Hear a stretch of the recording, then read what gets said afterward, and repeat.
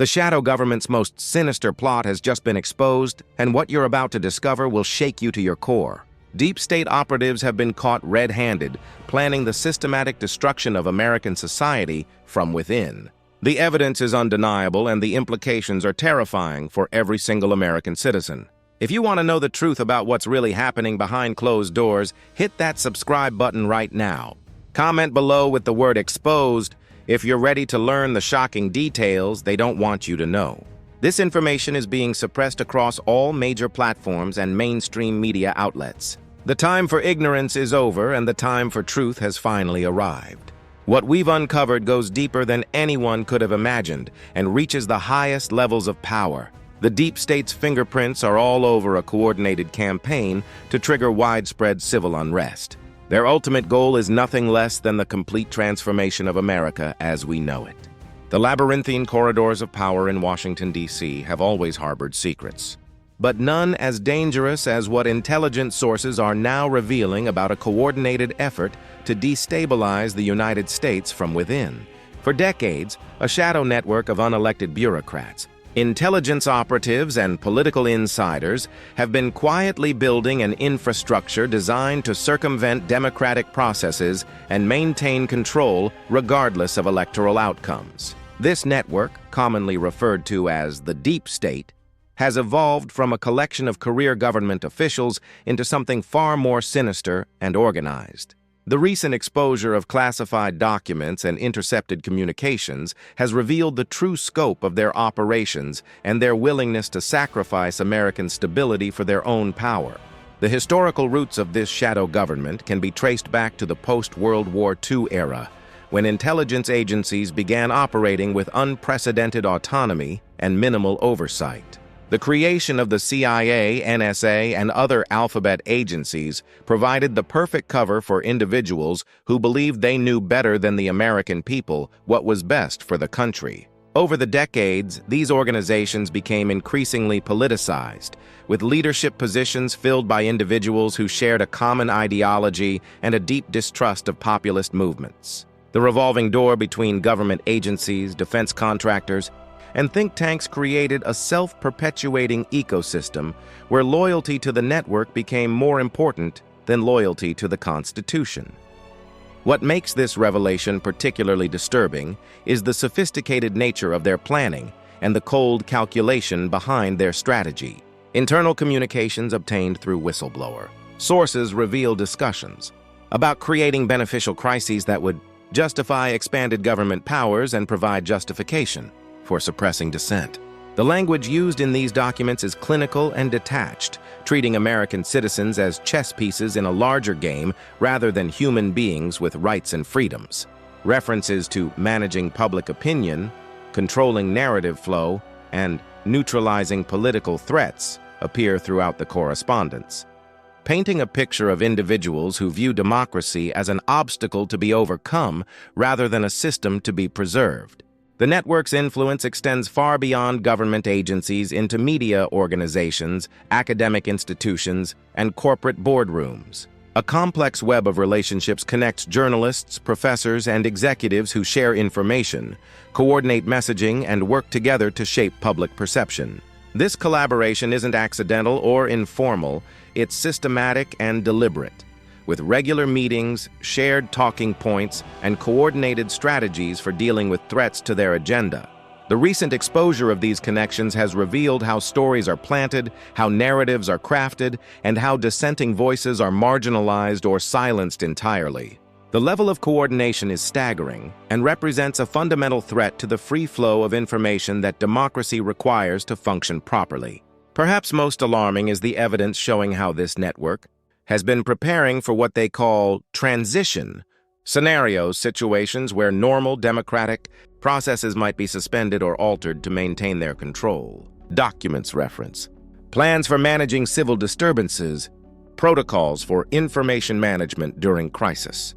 Periods have been strategies for maintaining continuity of operations, even during periods of social unrest. The clinical language masks the disturbing reality that they have been planning for. Scenarios where the American people might reject their authority and have prepared contingencies. to maintain control even in those circumstances. The strategic plan to destabilize America represents a masterclass in psychological warfare and social manipulation, executed with the precision of a military operation and the patience of a decades-long campaign.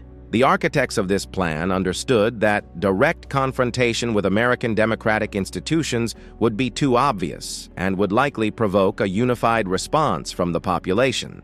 Instead, they chose a more subtle approach, working to undermine the social fabric that holds American society together while maintaining plausible deniability about their involvement. The brilliance and evil of their strategy lies in its ability to create the very conditions they claim to be trying to prevent, positioning themselves as the solution to problems they themselves have created.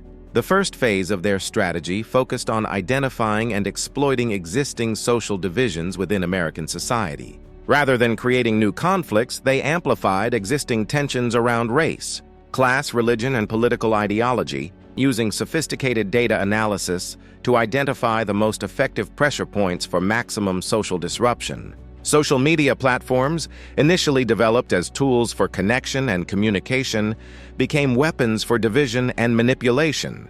Algorithms were tweaked to promote controversial content. Echo chambers were deliberately created to isolate different groups from each other, and bot networks were deployed to artificially amplify divisive messages and create the illusion of widespread support for extreme positions. The economic component of their strategy was equally sophisticated, involving the deliberate creation of conditions that would increase financial stress and social inequality while maintaining plausible deniability about government involvement. Policies were crafted to benefit connected insiders while creating hardship for ordinary Americans. But the effects were designed to appear as natural consequences of market forces or global trends rather than deliberate policy choices. The timing of economic disruptions was carefully coordinated with other destabilizing events to create maximum psychological impact and prevent the population from developing effective responses or building resilience against future attacks.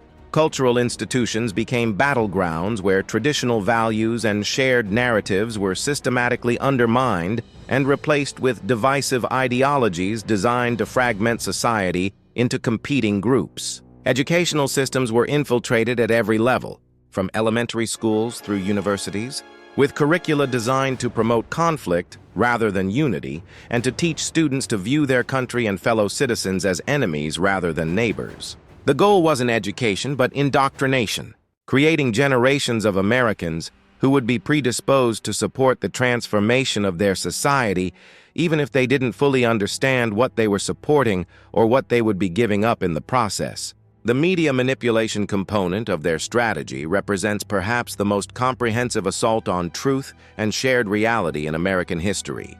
Traditional journalism was gradually replaced with narrative management, where stories were selected and framed not based on their importance or accuracy, but on their utility for advancing specific political objectives.